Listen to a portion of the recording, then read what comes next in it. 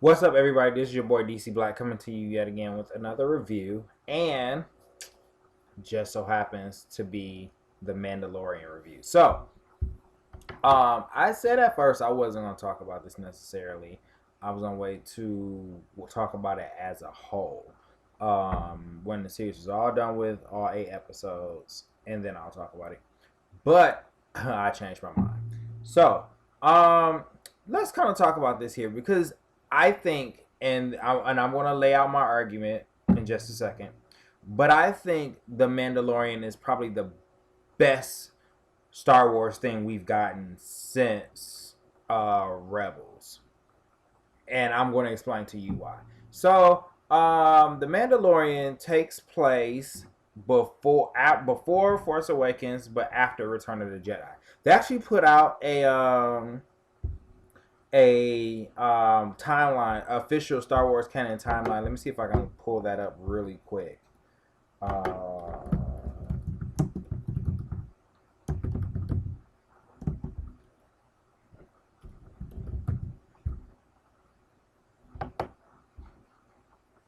I think they actually put out a timeline. I'm going to use IGN just because like that's where it was. That's where this was at. So I'm going to actually use that. So I can tell you guys the timeline. So timeline goes as follows. Let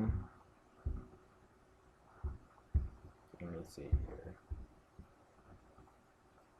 So the timeline goes as follows. We have episode 1, A Phantom Menace, episode 2, then the Clone Wars film, then the TV series, episode 3, the game that just came out, Star Wars Jedi Fallen Order. Then we got a solo Star Wars story. Then we got Rebels to come out, the TV animated show come out right after that. Rogue One, then 4, 5, and 6. Battlefront 2, the game. Then we have Star Wars Uprising, which is also another game. The Mandalorian comes right after that. Star Wars Resistance is another animated series, and then 7, 8, 9 is how it goes. So The Mandalorian is a little bit before Force Awakens, but it's been a while since Return of the Jedi. So smack dab in between the two. And I can honestly say this feels like Star Wars. So usually when when you think about Star Wars, you think about bounty hunters, you think about the Jedi, the Sith, Force powers, and everything like that. And to me, I feel like this is um what was those two stories? Um, this is what not the Force Awakens, but Solo and Rogue One felt like. Should have felt like. This we don't know necessarily what happens to the Mandalorian. We'll find out probably towards the end of this series, end of the show. I don't know if this is going to be like a multi-season thing or if this is just a one and done situation. But this here is everything. This is what those two movies should have been. You don't necessarily have the Force necessarily. Don't want to spoil anything for the show, just in case you guys decide to watch it. If I do, I'll let you know if it's a spoiler. But we have this is what it should have felt. It should feel Star Wars should feel like. We have this Mandalorian. We don't know anything about him besides the fact he is a Mandalorian, because of the title, and we see he's a bounty hunter. The show starts off with him getting a bounty. Then he gets this mysterious mission to get this to go get this thing. Goes to get the thing. Finds meets another robot bounty hunter in the first, and this is all in the first episode, by the way. And the fight that ensues, the kind of the shootout that happens in this on this planet in this town, is phenomenal. The action, like the action sequence, and how this was shot, and how this was how they did this was freaking incredible. The shootouts to like the dialogue, like, and that's another thing too. Not to kind of get ahead of myself, but just the shootout, just to how the scene was shot with them, with the two bounty hunters kind of going against these townspeople. It was amazing. It felt like Star Wars. Not only that, but kind of what I was kind of leaning into earlier with dialogue, and this is something that's fascinating. The Mandalorian doesn't say much, really. Like, he doesn't say much, and you follow him in the story that you're following. You're following this Mandalorian story, but he doesn't. It's not really a lot of dialogue, and I like that. That this is a warrior. This is a person that's a warrior. Kind of reminds me like kind of gives you this old like samurai s type of feel. Like it kind of reminds me a lot of Samurai Jack, in a sense. If you used to take Samurai Jack, put it in Star Wars, put it in the world of Star Wars, it feels like this show feels exactly, and made it live action. This what that feels like. It feels exactly like that. Kind of just to give a real life comparison. And at the end, it's revealed what the package really is. Now, I'm gonna be honest with you. So that's kind of gives you that summary of the first episode. Second episode is kind of the end result of that. Kind of gonna be talking about spoilers right about now. So if you have not seen the show, kind of skip the next couple minutes, and then I'll kind of tell you when you can kind of come back. I'll probably do like 2 minutes of spoilers. So come back around the 8 minute mark, and then I'll like not spoil it. But spoiler alert: 3, 2, 1. The kind of find out the kid that they're coming to see is actually is actually one of Yoda's people, which is freaking fascinating because we never know in legend in canon continuity what happened with Yoda's people. We don't know if Yoda was the last. We know the fact that Yoda necessarily wasn't the last because it was never said that he was the last of his kind. But we know that he basically was the top dog at the time of his people. He's kind of like top dog.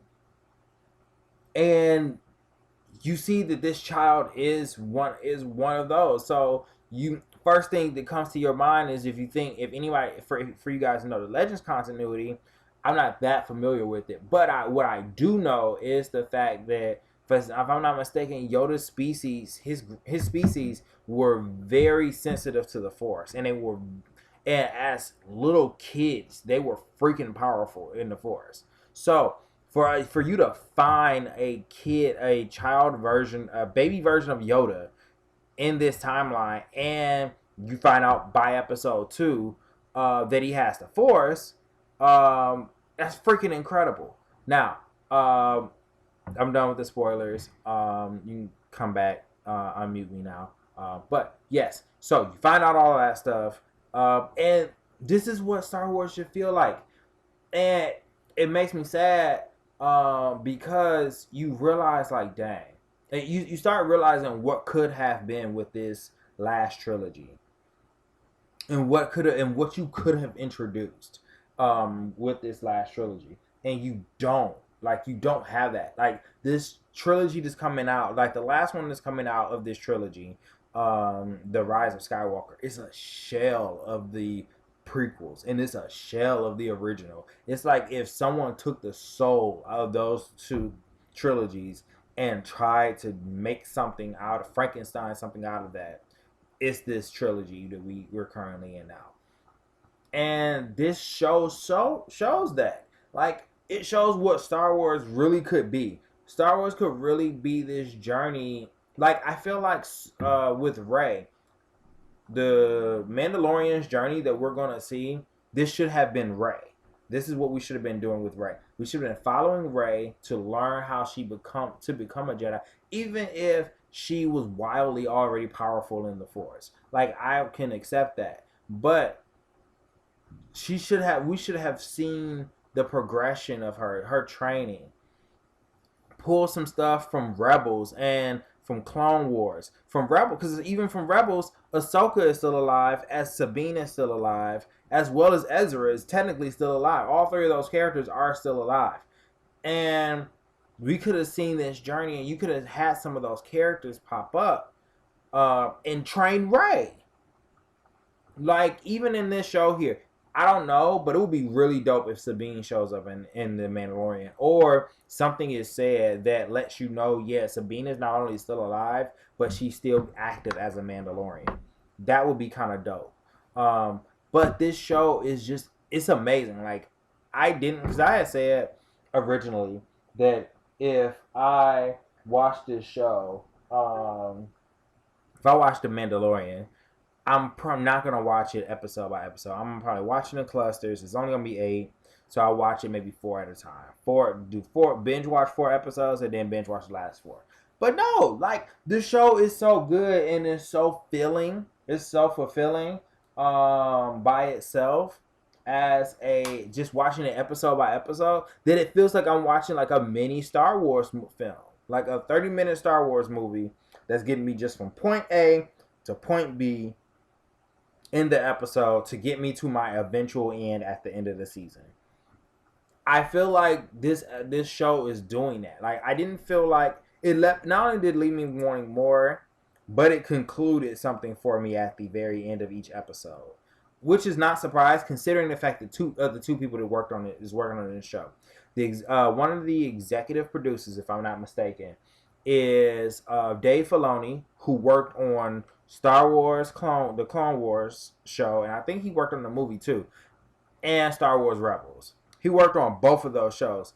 I didn't really check out Resistance or Forces of Destiny because both of them, the animation looked weak and the show just looked stupid. And when I read about the show, Star Wars fans were in agreement that both of those shows were trash. So I don't know if he worked on those shows. But what I do know is that he's a great... Dave Filoni's an amazing storyteller. For anybody that has not watched Clone Wars or Rebels, I would recommend that, because even for Rebels, I'll be honest with you, I did not want to see Rebels. So I'm like, this is before like A New Hope. Like, I don't want to see this. Like, this is probably not gonna be good. Then I saw the main characters, and I was like, oh no, like this is trying to be a Force Awakens, but it's not.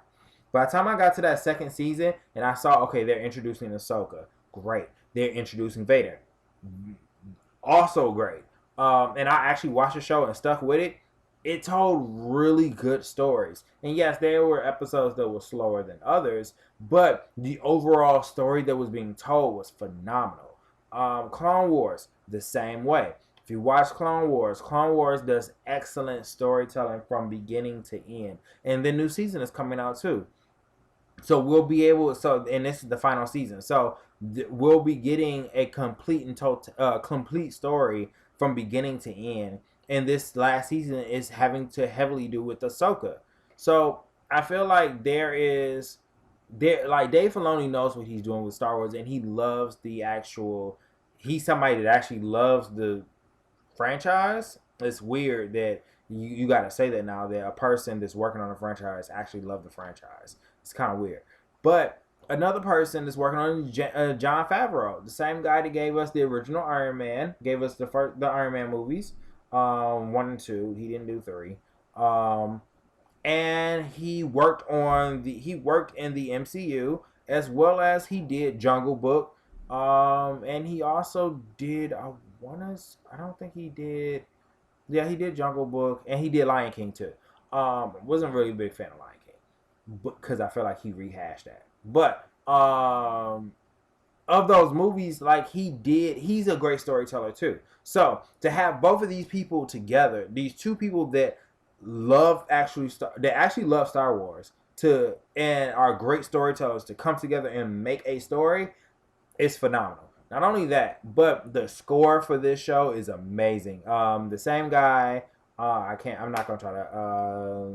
same guy that did the score for Black Panther did the score for this. I'm not gonna try to say his name. But he does the score for the show, and it feels like Star Wars. And it's sad that I actually am excited for the fact that this is more like Star Wars and everything else, because it's like people don't want Star Wars to be Star Wars. They want it to be something else. And the Mandalorian is faithful to that. Like it is Star Wars at as being what it's supposed to be, Star Wars. And like I said, it's sad that the Rise of Skywalker. I don't have any faith that that movie's gonna be good. Like I think that movie's gonna be bad. And then they have the audacity to raise Palpatine up from the dead for this husk of a movie.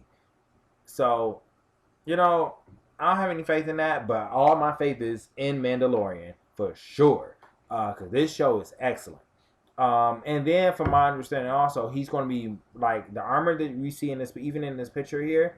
He's going to be getting new armor as the show progresses, so that by the time we get to episode 8, I think he's going to have a totally different suit of armor than he does here. Than he has here, which is dope because it's almost like a video game where he's kind of as he levels up, he's getting new sets, he's getting new armor as he levels up, which is pretty dope. Episode 2, everything looked great. The creature, the Star Wars creatures looked amazing. The Jawas are annoying as ever, but they actually looked really good. And you can tell it's a lot of the stuff is just some of the stuff is CGI, like the creature, for instance, at the end of the episode 2. But there are a lot of stuff that look this practical effects though, and I like that. I really like that, and I like the fact that they're really paying. That Dave Filoni and Jon Favreau are really putting an effort into making the Mandalorian feel like we're in the Star Wars universe again. So I'm excited. I'm gonna keep watching it. Both of these episodes get 5 out of 5 stars, A+, however you want to look at a grade or rating for the show. But it's something I'm gonna stick around for it. Look and talk and watch, continue to watch it and follow it, and then I'll probably continue to talk about it and talk about the episodes as well. Got a few trailers to react to as well that I'm gonna be posting soon. But with that being said, I will see you when I see you.